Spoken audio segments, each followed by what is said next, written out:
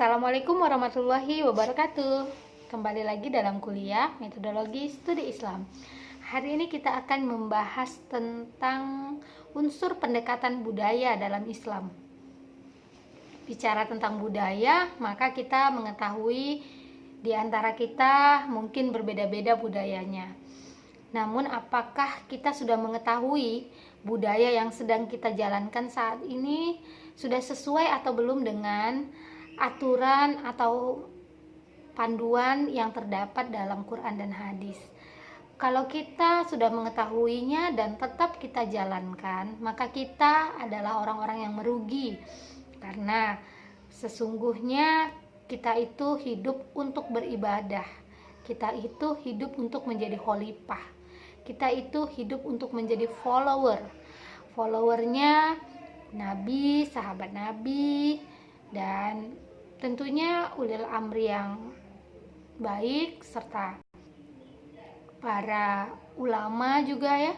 Nah, jadi kita ikutilah hal-hal yang memang sudah ada aturannya. Tetapi ketika itu hanya berdasarkan akal saja, maka kita harus meninggalkannya. Karena ada banyak hal-hal yang bisa merusak akidah kita ketika itu hanya berkaitan dengan budaya. Allah menjelaskan dalam Quran surat Al-Alaq ayat 1-5.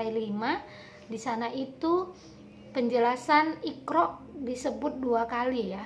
Iqra bismi rabbikal ladzi khalaq, Iqra wa rabbukal akram. Kenapa harus 2 kali? Karena Iqra di situ bukan hanya kita diminta Allah untuk membaca, tetapi bagaimana agar kita sambil membaca, kita juga sambil mentadaburi, kita sambil menafsirkan, kita sambil menganalisa, kita sambil melakukan penelitian, dan setelah kita tahu barulah kita laksanakan. Jadi bicara tentang budaya, kita juga harus mengetahui ya bahwa budaya-budaya pada masa jahiliyah dengan pada masa setelah datangnya Nabi Muhammad itu jauh berbeda.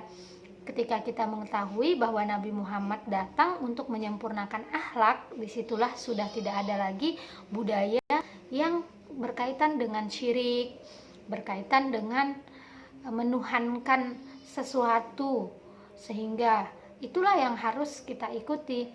Jadi Nabi Muhammad itu adalah sosok yang sangat cerdas ketika dia mengetahui ada suatu permasalahan, ada suatu hal yang dapat merugikan, maka dia pun membuat peraturan, dan peraturan-peraturan yang dia buat itu adalah peraturan yang tidak melanggar aturan Islam dan tentunya dapat membuat kedamaian.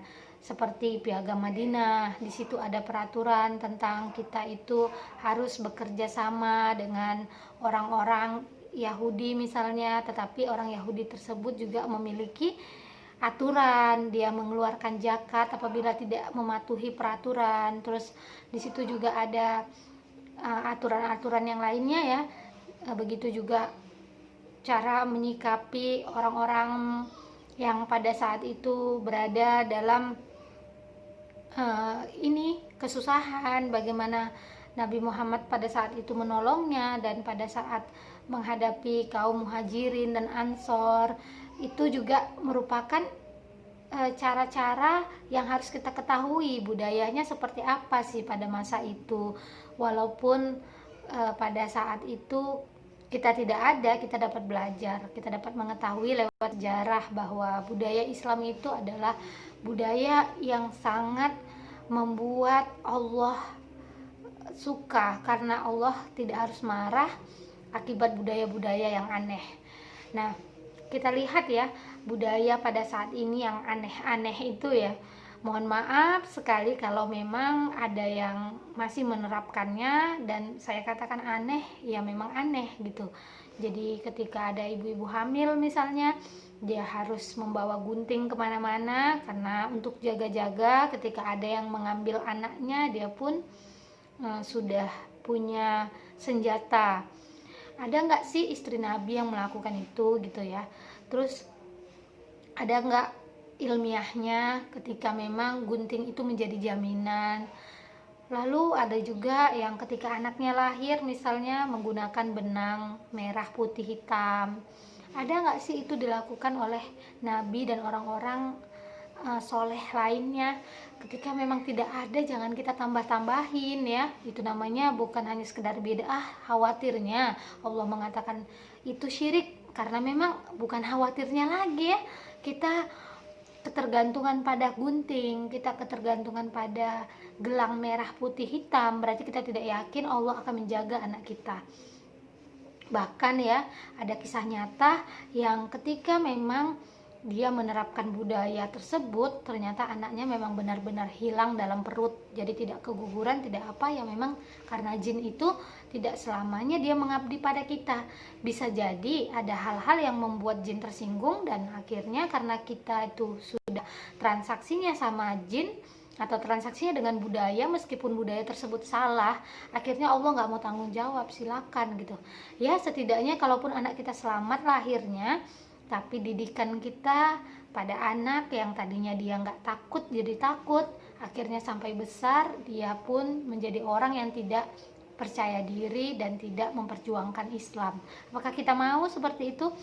Maka oleh sebab itu, untuk perempuan-perempuan terutama ya, ditolaklah secara halus hal-hal yang berhubungan dengan budaya, tetapi budaya tersebut dapat membuat Allah cemburu, karena Allah adalah orang yang paling marah, dan dosa yang paling tidak diampuni adalah dosa syirik.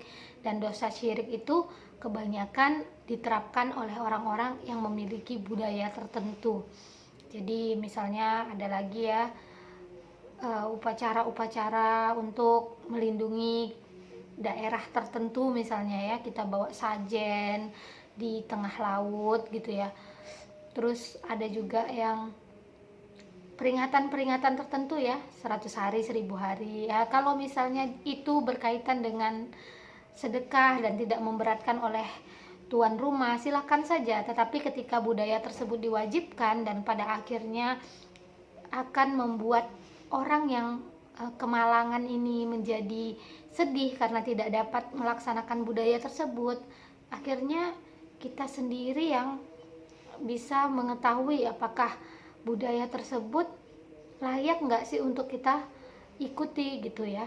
Jadi kalau memang kita tahu bahwa tidak ada anjuran untuk merayakan seperti itu, ya sudah jangan gitu. Dan tidak ada budaya misalnya untuk merayakan hal-hal yang memang tidak harus dirayakan, ya sudah jangan dilakukan ya. Karena bicara tentang budaya ini ada banyak ya budaya-budaya yang di luar nalar kita. Maka kita pun berusahalah untuk menerapkan budaya yang hanya dibolehkan dalam Islam. Cara menyikapinya adalah kita terus belajar bahwa Islam itu adalah terbuka, akomodatif, namun juga selektif. Jadi ketika kita sudah mengetahui, kita harus mampu selektif agar kita tidak merasakan kerugian karena ternyata Allah marah.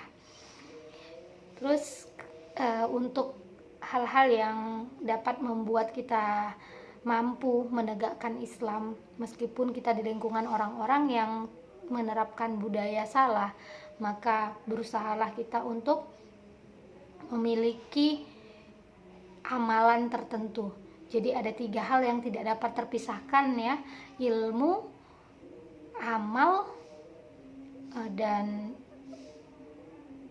perbuatan ya, akhlak. Jadi ketika kita bicara tentang ilmu, tentu kita belajar, tetapi belajar tidak cukup ketika kita tidak menerapkan. Itulah yang amal tadi. Nah, amal itu hubungan kita dengan Allah, ketika akhlak hubungan kita dengan semua manusia. Oleh sebab itu, kita milikilah amalan-amalan tertentu yang ada amalan harian, amalan mingguan, amalan bulanan gitu ya. Itu semua sebenarnya hanya untuk membuat kita agar kuat keimanannya sehingga tidak mudah goyah oleh budaya tertentu, oleh orang tertentu dan sebagainya. Misalnya nih, kalau amalan harian, baca Al-Quran misalnya ya, 7 surat per hari, atau kalau berat kita ganti ke Al-Masurat pagi sore atau pagi aja, itu amalannya. Nah, seminggu sekali amalannya itu misalnya baca surat Al-Kahfi setiap malam Jumat. Nah, sebulan sekali misalnya, kalau bisa pun 2 minggu sekali, atau kalau bisa seminggu sekali gitu ya, baca Quran surat Al-Baqarah itu tuntas dalam 3 hari. Jadi ada 50 lembar dan satu hari 15 lembar, berarti 3 hari ada 45 lembar. Di hari terakhir itu usahakanlah 20 lembar jadi tuntas ya, dan itu sangat besar manfaatnya. Al-Baqarah itu adalah ibaratnya kita meruqyah diri kita sendiri ya, sehingga energi-energi negatif itu hilang dan kita pun jadi semakin semangat dalam menegakkan Islam. Jadi kita tuh kalau bisa memang punya amalan tertentu ya, misalnya sholat tahajud, kalau berat setiap hari 3 hari sekali, terus sholat hajat, sholat istikharah, sholat duha setiap harinya, dan kita niatkan amal tersebut untuk akhirat, sehingga ketika kita nanti di akhirat tujuannya itu bukan hanya kita itu mengandalkan amalan yang ada di dunia, tetapi amalan di dunia itu ternyata sudah kita ambil ya.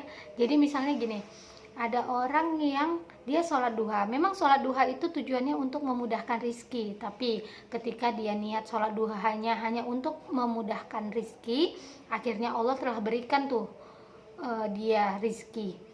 Di akhirat nanti dia nggak bisa lagi ngambil tabungannya karena dia sudah meniatkan sholat tersebut untuk membawa rizki dia.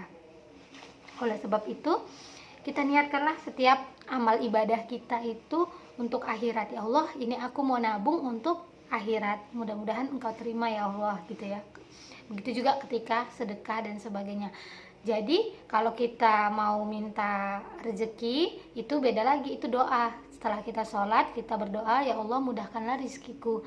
Tetapi tujuan sholat, luruskan niat bahwa kita hanya untuk mengumpulkan atau untuk menabung amal saja, sehingga kita jadinya melakukan amal ibadah itu tidak mengharapkan dunia, cukup dunia itu di tangan kita melalui fisik kita. Hati kita ini babnya tawakal, hati kita ini niatnya babnya untuk akhirat saja gitu, dan pikiran fisik boleh kita gunakan untuk hal-hal duniawi, terutama ketika kita ingin berdoa ya dibolehkan ya. Tetapi kalau yang namanya niat ini, khawatirnya nanti ketika di akhirat, ya Allah aku kemarin kan tiap hari sholat duha, kenapa kok di sini tidak ada amalnya?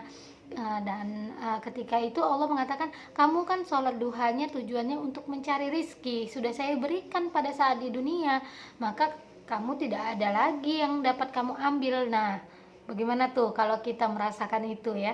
Jadi kita harap bahwa amal-amalan kita ini dapat membuat kita itu benar-benar fokus, khauf, terus rojak, dan berharap takut bahwa amal kita ini belum tentu diterima oleh Allah.